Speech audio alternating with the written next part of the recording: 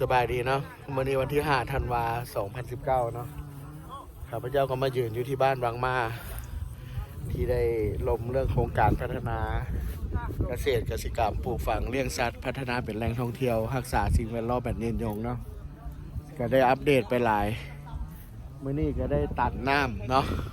น้ำที่ข้าพเจ้าได้บอกทุกท่านฟังว่าจะตัดนี่มีเนื้อที่อยู่20 กว่าเฮกตาร์จะตัดเป็นน้ำเลี้ยงป่าเนาะถือว่าปัจจุบันได้ตัดและน้ำไหลน้ำกำลังยึงขึ้นอยู่เนาะอันนี้ก็ได้เอาภาพตอนนี้กำลังระดมให้ประชาชนมาปลูกหญ้าเนาะแล้วก็ที่เฮ็ดเป็นบอนพักผ่อนบอนท่องเที่ยวอยู่เทิงภูนี่ก่อนเบื้องต้นก็ที่ได้เอาภาพมาให้เบิ่งเห็นเนาะสวยงามมีหลีเนาะอันนี้มัน360 องศาเดี๋ยวข้าพเจ้าชี้ย่างไปด้านนั้นเนาะด้านนั้นเป็นกำลังสีแปลงหนทางแล้วก็ที่ปลูกหมากไม้กินมากบางชนิดเนาะแล้วก็ปลูกหญ้าตกแต่งให้มันสวยงามเนาะตอนนี้กำลังเล็งปลูกหญ้าอยู่เนาะโอ้สมเสยเด้ออันนี้เป็นบ้านซ่อว่ะคนบ้านซ่อหรือว่าคนอยู่บ้านวังมาวังมาทั้งหมดเนาะโอ้เห็นป่ะ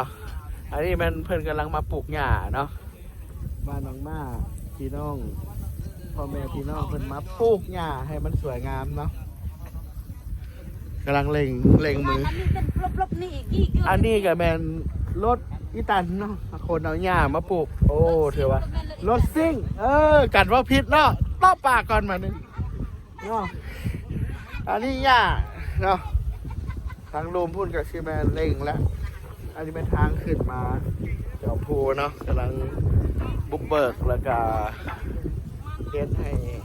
งานขึ้นมาสะดวกแต่ละพักสิปลูกต้นไม้เนาะต้นมะพร้าวต้นไม้กินมากต้นม่วงเนาะมีต้นอย่างที่สามารถกินมากได้เล็งเนาะเล็งให้ทันเวลามาสันสาฝากนั่นก็เป็นกดจักก็ยังแล่นอยู่เนาะทุกมือก็ยังพัฒนาไปเรื่อยๆเนาะโครงการตัวนี้บ้านวังมาจะเป็นแหล่งท่องเที่ยวหนึ่งที่สามารถเป็นแหล่งท่องเที่ยวใหม่ของเมืองสังทองนครหลวงเวียงจันทน์เนาะบ่ถ้าไปเที่ยวไกลเลยเนาะบัดนี้ขี่รถมาเส้นทางสะดวกจากนครหลวงมาฮอดนี่ก็สิบ่ไกลประมาณ 7-80 กิโลก็แม่นฮอดแหล่งท่องเที่ยวแห่งใหม่นี่เนาะอันนี้กำลังเฮ็ดเดินบุญเนาะใครที่มาเที่ยวก็สามารถเล่นมักบุญได้เนาะเวทีถือว่าแถมแถวนี้มันสามารถมาท่องมาเที่ยวได้ข้าพเจ้าหนาจะย่างไปไม่ได้เนาะเพราะว่าเพิ่นหาก็ตัวนี้ฝากด้านกดแจ็คก็ยังแลนอยู่เนาะแลนอยู่เรื่อยๆก็อัปเดตให้ทุกคนได้เบิ่งเนาะนี่คือความคืบหน้าของโครงการพัฒนาเมืองสังทองที่จะเฮ็ดเป็นแหล่งท่องเที่ยวทางธรรมชาติเนาะแล้วก็การเฮ็ดการเกษตรปลูกผักเลี้ยงงัวเลี้ยงสัตว์เลี้ยงแบะปลูกหมั่งไม้กินมากปลูกผักออร์แกนิกเนาะเลี้ยงปลาอันนี้ก็เห็นให้ภาพเห็นเนาะวันนี้ก็ที่ได้มีทีมงานมาติดตั้งเต้นแล้วก็นั่นเพราะว่าคณะนำที่มาเที่ยวมาเยี่ยมยามอยู่แห่งนี้เนาะอันนี้ก็ได้เอาภาพให้ทุกท่านเห็น